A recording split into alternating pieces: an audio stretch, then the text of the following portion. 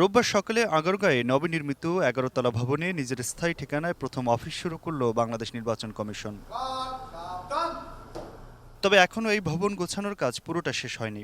পুরাতন ঠিকানা থেকে নতুন ঠিকানায় মালামাল আনার কাজ চলছে এখনও।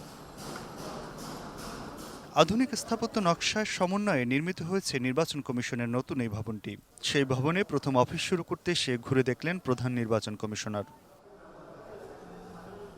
অন্যান্য কমিশনারদের নিয়ে প্রথম দিনের স্মৃতি বপন করতে ভবন চত্বরে গাছের চারা রোপণ করলেন প্রধান নির্বাচন কমিশনার।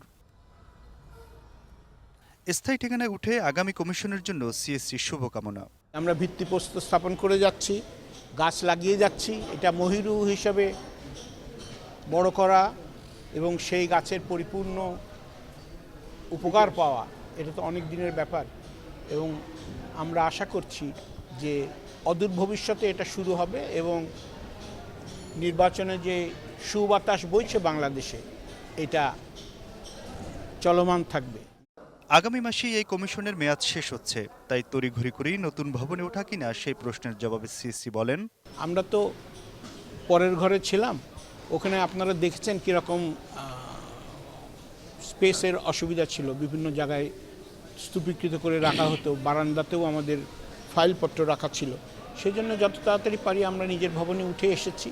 এখন আস্তে আস্তে এটাকে সুষ্ঠুভাবে সাজানো হবে।